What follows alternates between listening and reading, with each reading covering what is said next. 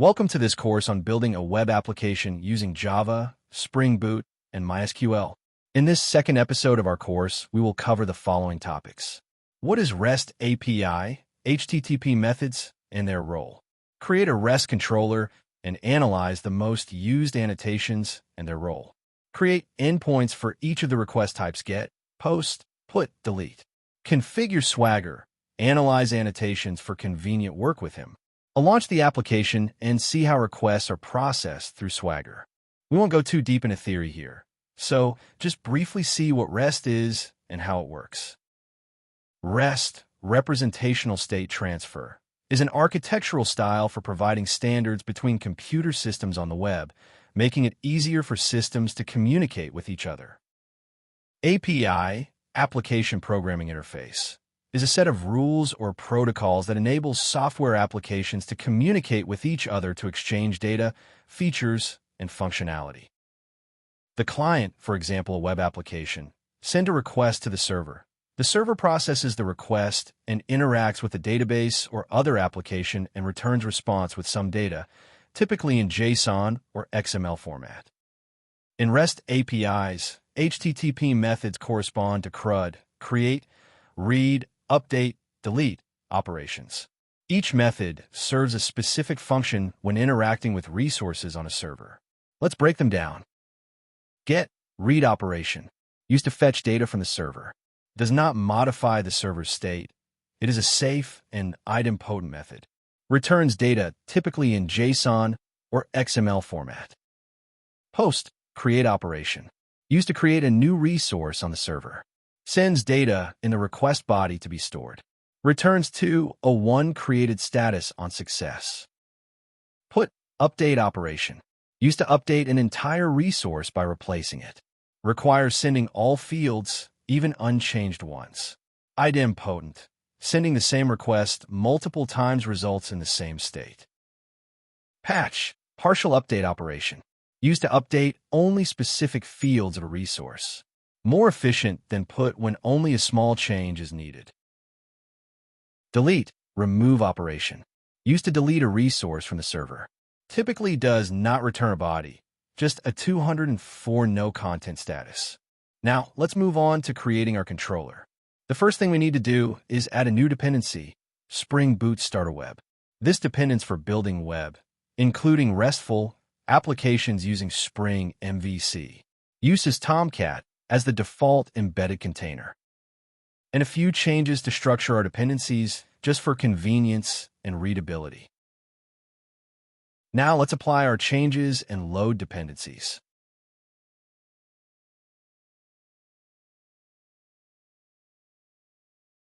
Now let's create a new class course controller.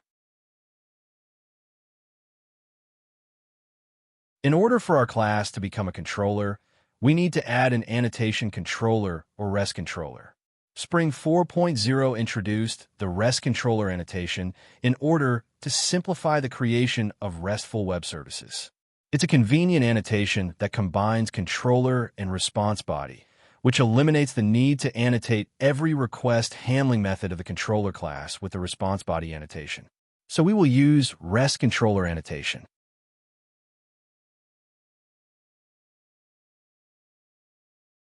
Now let's create our first endpoint. It will create a new course. Since this is an endpoint for creating a new entity, it must be done using the POST method. There are two ways to do this. The first is to use the request mapping annotation and set POST method and attribute. The second way is to directly use the POST mapping annotation, which already shows what method do we use. In the attributes of this annotation, we need to add a request mapping by which this endpoint will be called and media types that can be produced this endpoint. We will use JSON media type.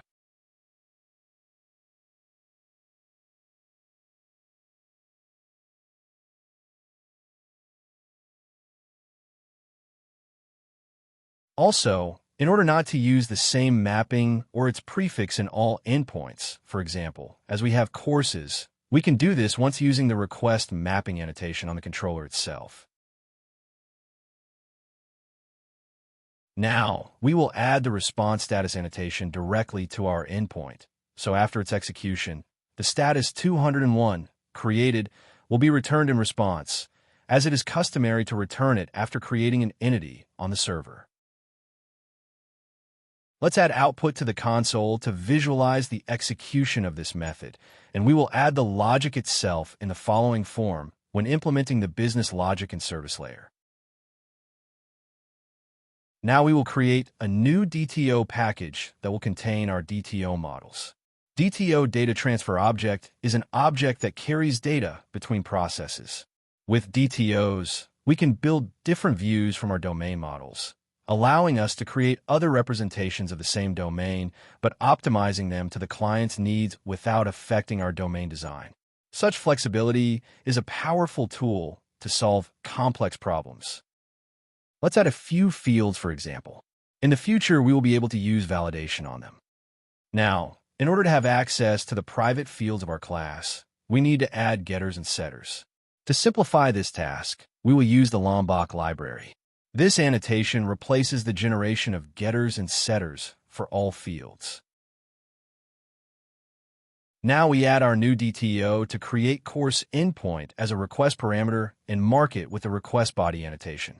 This annotation maps the HTTP request body to a transfer or domain object, enabling automatic deserialization of the inbound HTTP request body onto a Java object. Now we will create the second endpoint for editing the course. For it, we will also create two DTO models. The first one, for editing the course, will contain fields that can be edited, and in the future we will use validation for these fields, so we will immediately add an optional for the image field so that we can cover several event options at once, but more on that later. Next, we will create the second course view DTO to display our entity. We will use it in response to all requests. We will also add the field created at to it. In the future, we will take this time from the model from the database, but more on that later too. Now let's edit our method and add new models there. Course view DTO we add as a return model. And course update DTO as request body. We also need to add an additional parameter course ID as path variable annotation. Path variable annotation can be used to handle template variables in the request URI mapping and set them as method parameters.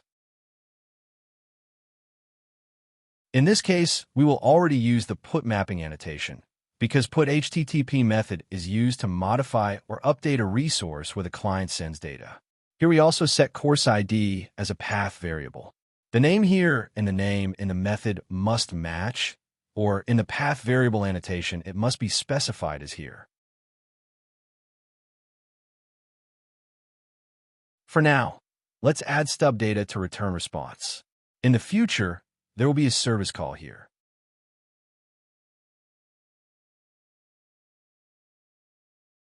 Next, we create an endpoint for deleting a course. Its configuration is very similar. We also use path variable to pass the course ID, but this time we use the delete mapping annotation that used to delete a resource. For now, we will also only add output to the console.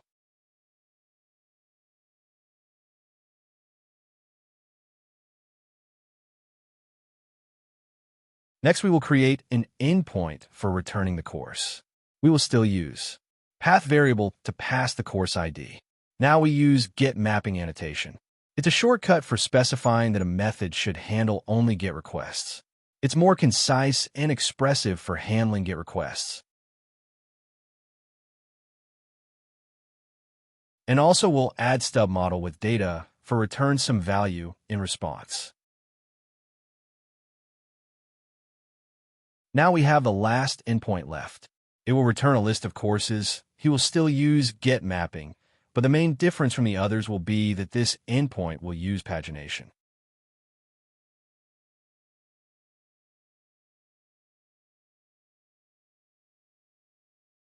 For variety, let's make this endpoint throw an error until we implement its logic. Pagination parameters will be passed by request parameters using the request perm annotation.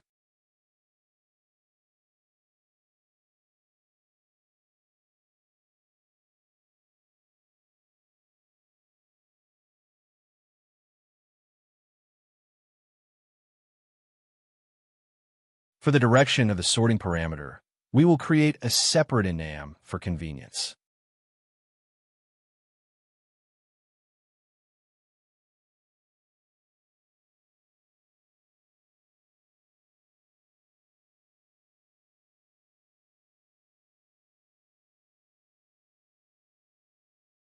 That's it. Now our controller and the web application itself are ready to work. But in order to check the functionality of our endpoints and also to learn something new, I suggest not using Postman as it is usually done, but configuring and using Swagger. Well, let's get started. In order to connect Swagger to the project, we just need to add a dependency to it, and that's it. The default configuration is enough to run a regular simple project.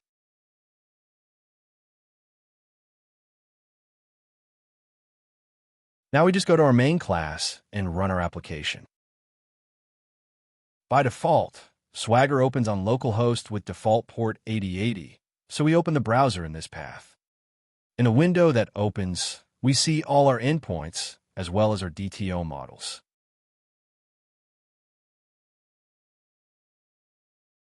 Entering them, we see all the parameters that we described in the controller.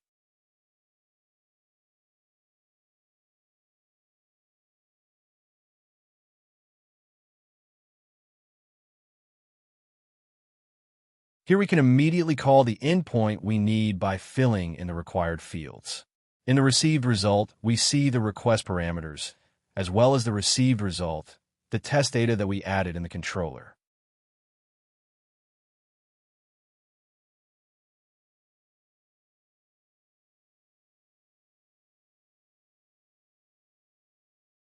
In this case, for example, we only see the status that we pass when creating a new course. Now I suggest making the interface of our Swagger more readable and convenient. For this, the Swagger provides a huge number of settings, but for now we will analyze the most basic ones. For example, using the tag annotation, we can give a name to our controller and add a description for it.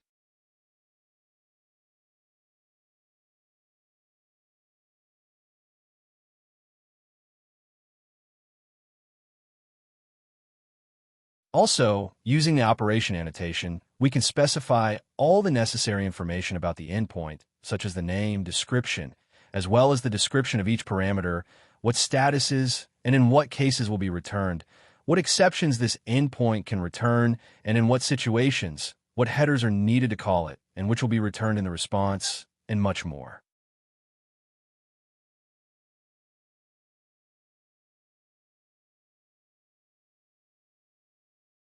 Now let's run our application again and see how it has changed.